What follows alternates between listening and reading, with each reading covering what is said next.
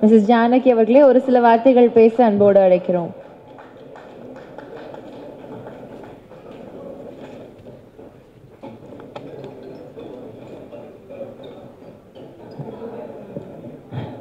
இங்கு வந்திருக்கும் அனைவருக்கும் மனதார நான் நன்றியை சொல்லிக்கிறேன். என்னை இந்த இடத்துல பேசுகிறதுக்கு உண்டான வாய்ப்பை கொடுத்ததுக்கு எங்கள் டைரக்டர் சாருக்கு கோடான கோடி நன்றியை சொல்லிக்கிறேன். உலக மக்களும் மீடியாக்களும் எங்கேருந்தோ எனக்கு ஃபோன் பண்ணி நீங்கள் வாழையில் நல்லா பண்ணியிருக்கீங்கன்னு என்னை வாழ்த்துறதும் அவங்க கொடுத்த அவார்டும் எங்கள் டைரக்டருக்கு தான் போய் சேரணும்னு நான் வேண்டிக்கிறேன். அவ்வளோ பேர் புகழ்கிறாங்க. கர்ணன்லேயும் பேசுனாங்க, இப்போவும் இந்த படத்தில் பேசுகிறாங்க. ரொம்ப சந்தோஷமாக இருக்குது. எனக்கு எல்லாமே சொல்லி கொடுத்து என்னை இந்த அளவுக்கு செதுக்கி வச்சதுக்கு எங்கள் சாருக்கு நான் மனசார நன்றி சொல்லிக்கிறேன்.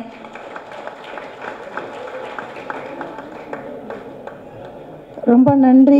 எங்கள் சார் இன்னும் நிறைய படம் எடுக்கணும். இந்த எடுக்கிற படம் எல்லாமே வெற்றி அடையணும்.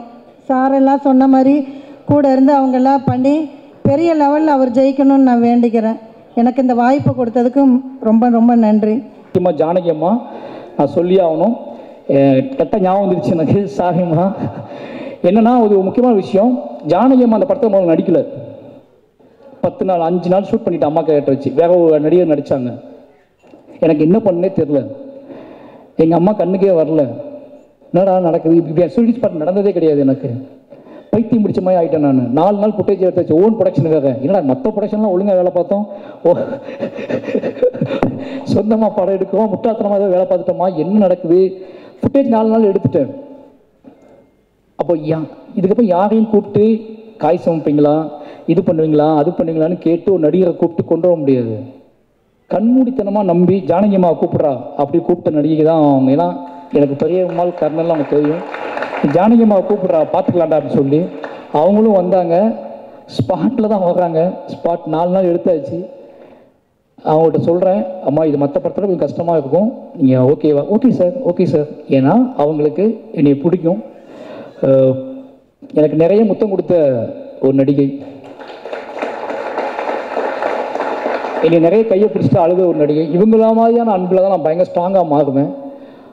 அதனால் அவங்க நம்பினாங்க. நம்பி அதுலேருந்து ஸ்டார்ட் பண்ணோம். நிச்சயமாக சொல்கிற ரொம்ப கஷ்டப்படுத்தியிருக்கேன். ஏன்னா வாழைத்தார் சுமக்கணும், தண்ணிக்குள்ள சகதிக்குள்ள, இதெல்லாம் தாண்டி அவங்க தோணிருக்கும்ல, சும்மா காய் சமைக்கிறோம் சண்டை போடுறோம், காய் சமைக்கிறோம் சண்டை போடுறோம், நிறைய தார் சமைக்கிறோம், நமக்கு இந்த படத்தில் அப்படி ஏதாவது கிடைக்குமா அப்படின்னு யோசிக்கும்போது இந்த கிளைமாக்ஸ் போர்ஷன் அவங்கள்ட்ட சொன்னேன், அம்மா இதுதான் நீங்கள் தான் இந்த படம், இனிமேல் இந்த படத்தை உங்கள் கையில் கொடுக்குறேன் அப்படின்னு சொல்லி. நிச்சயமாக அவங்க என்ன சொல்கிறது, எங்கள் அம்மா அழும்போது நான் ஓடிட்டேன்ல நிஜ வாழ்க்கையில். இப்போ நான் எப்படி அழுவாங்கன்னு பார்க்கணும். உட்காந்து ஷார்ட்டில் கேமரா வச்சு பார்த்துட்ருக்கேன். அப்போ நான் எவ்வளோ சொல்ல முடியுமோ சொல்லிட்டேன். என்னென்னமோ சினிமா ஒரு டைரக்டராக ஒரு ஆர்டிஸ்ட்டுக்கு என்ன கடத்த முடியுமோ அதை நான் கடத்திட்டேன். பட் என்ன ஆனாலும் அவங்களுக்குள்ளே ஒன்று வெடிச்சாதான் அது நடக்கும். ஒரு இயக்குனரால் என்ன பண்ண முடியும், ஒரு இயக்குனரால் இப்படி பண்ண முடியும், அப்படி பண்ண முடியும், உளுந்து புரண்டு என்ன பண்ணாலும் ஒரு வெடி அவங்களுக்குள்ள வெடிக்கலைன்னா அது நடக்காது. என்னன்னாலும் பிளாஸ்டிக்காக தான் இருக்கும். அப்போ அந்த வெடியை வெடிக்க வைக்கிறதுக்காக நான் அவங்க கூட பேசிக்கிட்டே இருந்தேன், முரண்பட்டேன். அவங்க கூட நான் ஒரு காத்திரமாக வச்சுக்கிறேன். ஏன்னா எனக்கும் எங்கள் அம்மாவுக்கும் ஒரு சண்டை நடக்குது. எனக்கும் எங்கள் அம்மாவுக்குமான முரண். எங்கள் அம்மாவை தவறாகவே புரிந்து கொண்ட ஒரு நாள். எங்கள் அம்மாவை இவங்க இத்த மாதிரி ஒரு தாய் கிடையாது உலகத்தில், இவங்களுக்கு பிள்ளையா பிறந்துட்டோமே நினச்ச ஒரு நாள் அது. அதனால் அந்த காத்திரமான சிந்தனையை வச்சுக்கிட்டு தான் இவங்க ஹேண்டில் பண்ண அன்றைக்கி ஃபுல்லாகவே. அதை அவங்கள ஹர்ட் பண்ணிருமோன்னு பயம் இருந்துச்சு. ஏன்னா ஆர்டிஸ்ட்னா ஒரு டைரக்டர் இவ்வளோ இதாக ரூடாக ஹேண்டில் பண்ணுறேன்னு நினச்சக்கூடாதுல்ல. ஆனால் அன்றைய நாள் அப்படி நடந்துக்கிட்டேன். அந்த வெடிக்க வைக்கிறதுக்காக அது வெடிச்சிச்சு. அவங்க எப்படி சொல்கிறது, அந்த ஒரு நாள் மட்டும் தான் எங்கள் அம்மாவோட அழுகை நான் பார்த்தல என் வாழ்க்கையில். அந்த நாள் அந்த எங்கள் அம்மா எப்படி அழுதுப்பாங்க அப்படிங்கிறத என்னை பார்க்க வச்சு வெக்கி தலைகுனியே வச்சாங்க. நான் தலையை குனிஞ்சுக்கிட்டேன். ஏன்னா நான் பார்த்ததே இல்லை எங்கள் அம்மா. அன்றைய நாள் எங்கள் அம்மா எப்படி அழுதாங்க நான் பார்த்ததே இல்லை. பட் அதை அன்றைக்கி சீன் நடித்து முடித்த உடனே நான் மானிட்டரில் தலை குனிஞ்சு தான் உட்காந்துட்டு இருந்தேன். ஏன்னு கேட்டால் எங்கள் அம்மா நினச்சி பார்க்கும்போது இதுக்கு மேலே அவங்க அழுதுப்பாங்கல்ல அப்படின்னு நினைக்கும்போது இல்லை, என்ன சொல்கிறது, ஒரு மனசுக்குள்ளேயே நான் மன்னிப்பு கேட்டுட்டேன் எங்கள் அம்மா கிட்ட. அந்த நடிப்பை கொடுத்த எங்கள் அம்மா கிட்ட மன்னிப்பு கேட்க வச்ச மனசுக்குள்ளேயே ஒரு கலந்து கேட்கறது இருக்குல்ல, மன்னிச்சுக்காங்கம்மான்னு சொல்கிறது இருக்குல்ல, எங்கள் அம்மாட்ட என்றைக்குமே மன்னிச்சுக்காமன்னு சொன்னதே கிடையாது.